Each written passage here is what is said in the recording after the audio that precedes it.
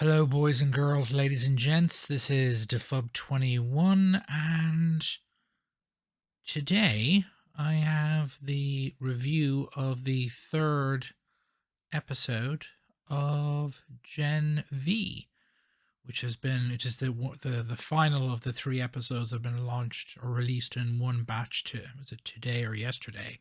So I'm just reviewing them all in one go. So without further ado, here are my immediate thoughts after watching it.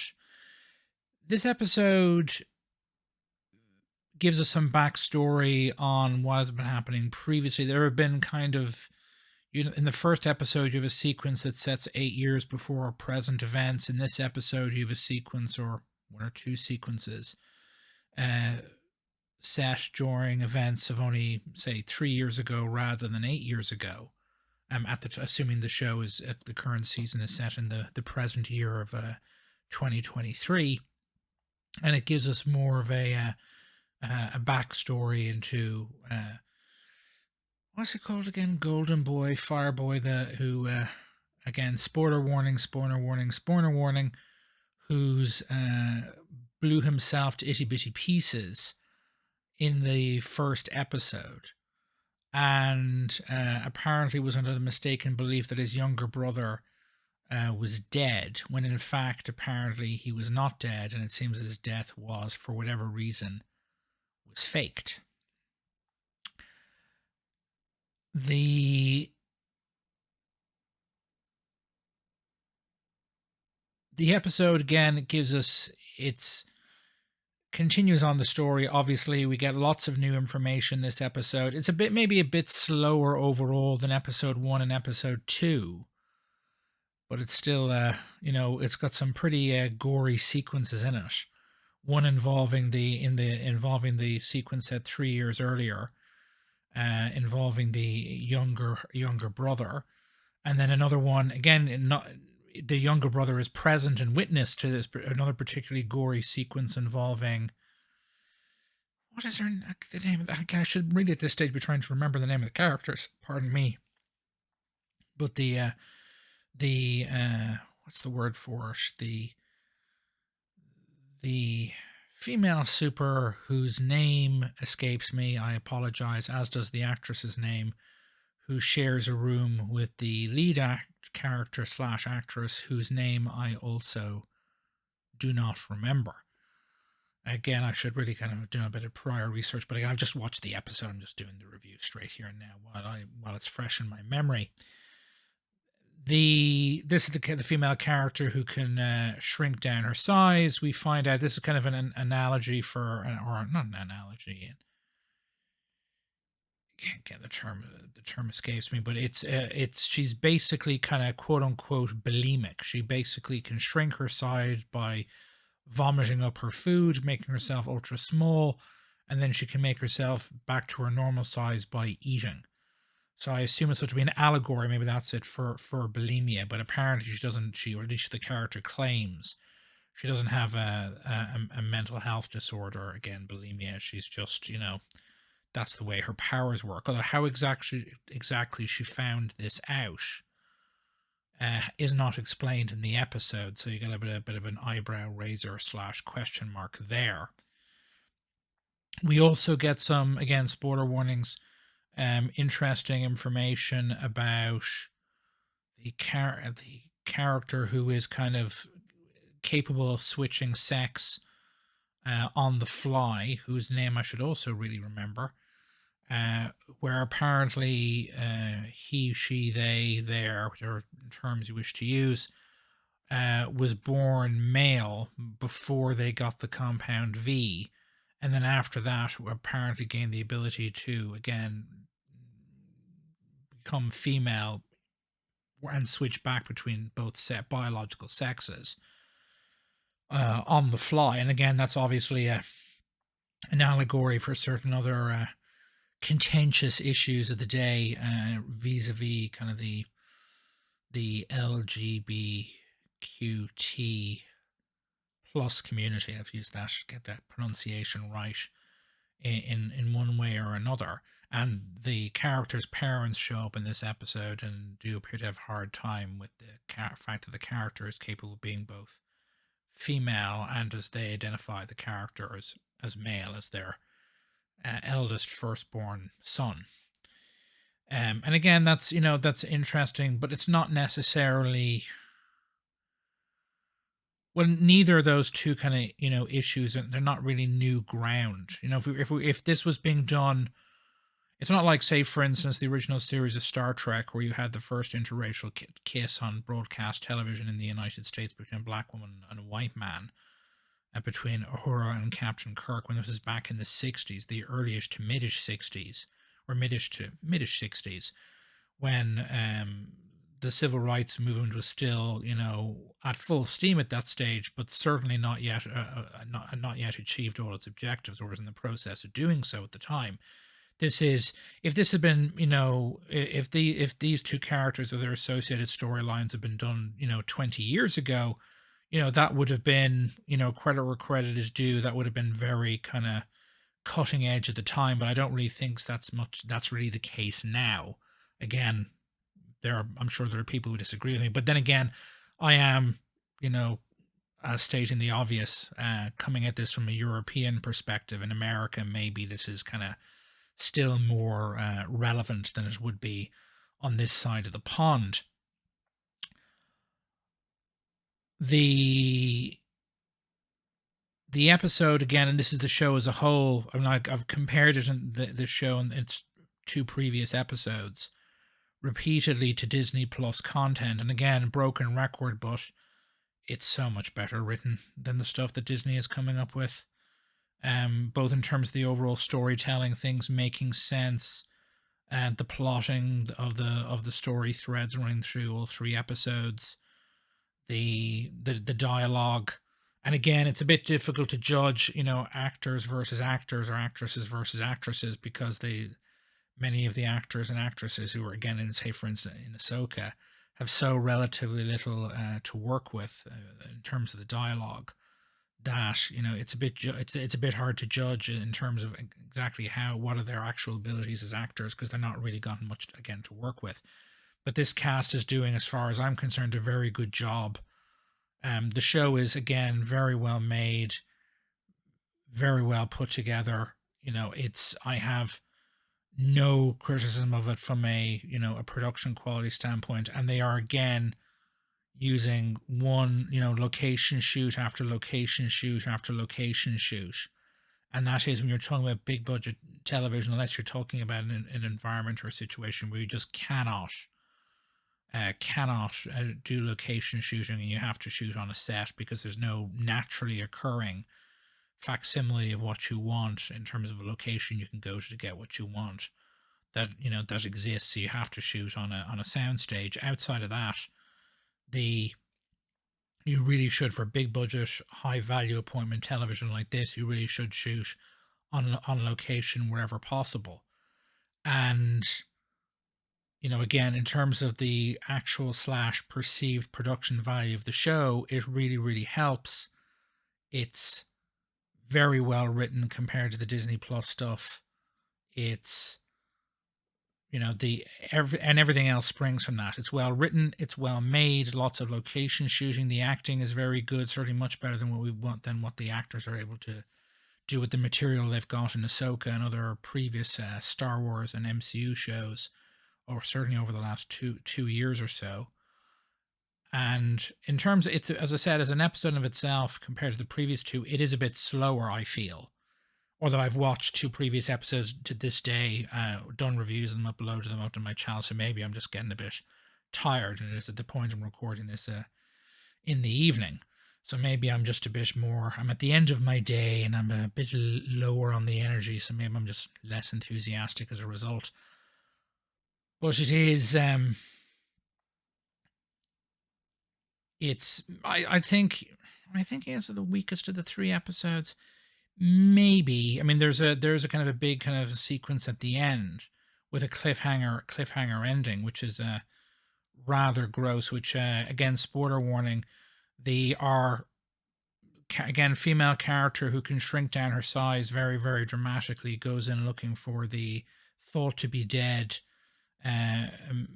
younger brother of the character whose name again I forget, something Fireboy or something or other, Golden Boy, whatever happens to be. He died in the first episode. She goes in to sneak into the kind of secure facility he's been hidden in underground, and she finds him there, have a kind of an interesting chat, because he initially thinks that she's something he's imagined, because he's got some sort of mental health problems, and she eventually convinces him that he's real. And then a guard, for whatever reason, possibly because they've detected her one way or another, comes into his prison cell after he's been shocked unconscious, then kind of zaps him again. And then she does, in concept, maybe it sounded a bit grosser than it actually was, but she basically went into one of his ears, went straight through to the other end, and notionally killed him. Although I'm not sure if it actually works that way, but I'm sure there might be. If there's anyone who would disagree with that, let me know in the comments. She certainly would have burst both his eardrums. She went in one ear, then went straight through his head and through the other. I'm not sure if it works. Quite possibly have killed him that way, but again, don't quote me on that. And it's a little bit gross, but not as gross as it could be. Certainly not compared to that certain sex sequence in I think it was the first episode, or was it the second? I can't remember. That I found rather perturbing. But you can look, if you haven't seen that episode already, why are you here? And if you are, you know what I mean. But outside of that, it's it's not particularly gross. There's certainly been, I think, grosser things we've seen in the first episode. First episode, guy had both his arms ripped off, and that was certainly pretty damn gross. Saw the bone and everything, and then it was all reattached. And I think that was, and then someone, of course, exploded effectively from the inside out. So I think that would be grosser than that sequence with the notional brain burrowing through. But it was still, still perfectly, perfectly fine for, again, this is, again, 18/R rated content / show. And then we kind of cut to credits at the end of that sequence, and we get to find out what happens next week. So, and again, that makes sense to have the first 3 episodes come out in one go. I mean, they may well have planned this in the writing stages, that they wrote all 3 episodes to be released at the same time, to be binged watched, and for the third one to end on a cliffhanger. And so, again, it's certainly got my attention. I mean, I like The Boys. I probably would have watched this all the way through either way. But it's so like, each of these episodes combined is like individually is significantly longer than the average Disney Plus show episodes. Although some of those are spectacularly ridiculously short, but it doesn't feel like it. Like it feels like it's a quick moving show, because you go from one new new thing happening to another new thing happening. Things are always happening. The story is always progressing. When it often doesn't feel like that, or feels like it's glacially slow. Certainly was in Secret Invasion, and also now in Ahsoka, but it's been true in other previous shows as well. They just need, the writing, again, broken record. I said this multiple times last episode. The writing is just not where it needs to be at Disney, and I don't understand how or why that would be, or that could be. But they might genuinely think about trying to poach some people, or at least get some people in responsible for this in The Boys to do some consulting work, to tell them, no, this is a terrible idea. No, this is a terrible idea. Here, put together, or even just pay them to put together a couple of high-skilled writing teams for them, so they can go out and make higher quality content, or write scripts that are of a higher quality than Disney these days appears to be capable of, vis-a-vis Disney Plus. I mean, it should be. I think it's Seth Rogen's production company that's responsible for both this, The Boys, and the animated show Invincible, and that's one hell of a trifecta. If this quality is maintained throughout the remainder of the season, there's 5 more episodes to go after this one, then you're dealing with a three very, very well written shows being effectively now made simultaneously by the same production company, although I assume they have different writing teams on each one.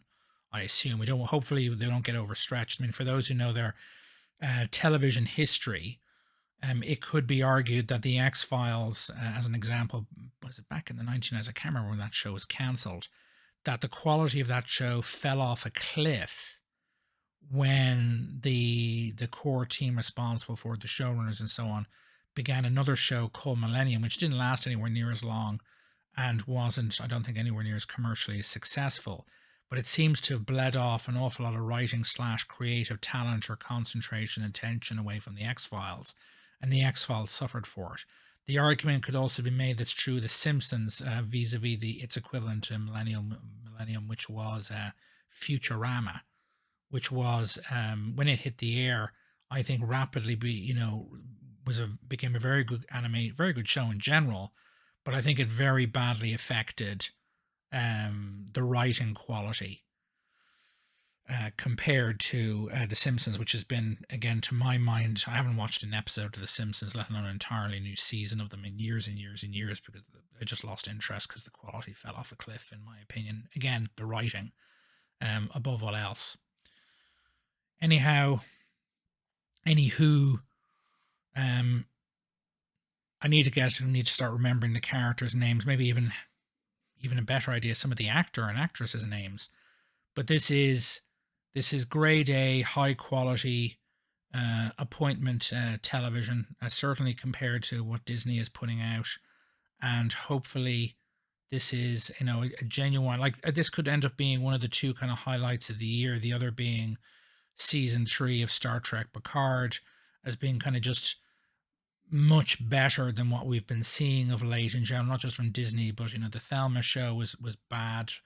I didn't watch that, but I've seen reviews of it, so my understanding is it's pretty damn terrible. The Lord of the Rings show, again, I think it's on here on Amazon, that came out last year, was abjectly terrible from what I hear. The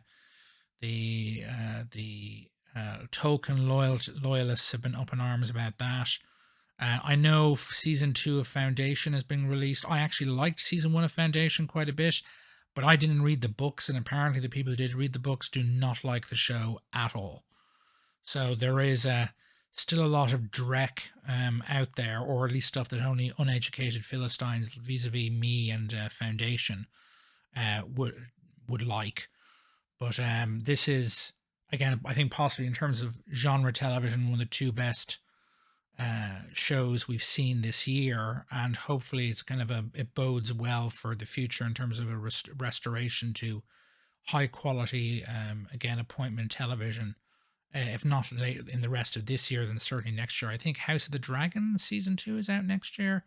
It could be, I believe that's the case, or may not be later, may not be 2024. I know they delayed it both because of COVID and because they wanted to, work on the script, the writing again. If the writing isn't there, and nothing else, as the Star Wars, as the Disney Plus content teaches us, if the writing isn't there, everything else can be good to great and it won't matter. Anyway, this is, I think, maybe the weakest of the 3 episodes, or it just might be because I'm a bit on low energy at the moment because of the time of day it is. But it is, ends on not a huge shock or cliffhanger or anything like it. But again, we're only 3 episodes in. I do think that they probably wrote the first 3 episodes, assuming them to be released at the same day, and to be binged in the same kind of in the same day by the people watching it. And this is probably something they should have done with Andor, and Andor probably would have been much better off as a show in terms of its ratings if they had done that. It just, as the first couple of episodes are just too slow when you spread them out over several weeks. If they'd all been released in one day, I think that could have helped things immensely. As it stands, I think I might actually release the first 2 episodes, but that at the same day. I'm not sure about that. Let me know in the comments. But it wasn't enough. They needed to release the first 3, maybe 4 episodes. But again, as it stands, This is rapidly, if the quality is maintained, and you get a successful, they successfully make the landing on the season final, this could be great new television. It means that they now effectively have two high quality successful shows based on the Boys IP. Plus they also, I think Invincible is also Amazon's as well. And that, I don't think the second season of that is out yet. Correct me if I'm wrong. But I have, the first season was excellent, and I'll certainly watch the second when it is released. I'll review it for you as well, if you want me to. Let me know again if you want me to in the comments. But this is DafubFilm&TV. Again, watching Amazon put Disney Plus to shame. Like the video, ring the bell if you haven't already done so to get instant notifications when I release new content. If for some strange, crazy reason you haven't subscribed, please do so. And also, again, to arouse the interest of the algorithm gods, no pun intended, please comment below on your various thoughts on both the episode and on this video, and any suggestions as to things I could do to improve, and any suggestions of other things I could cover. This is DafubFilm&TV signing off.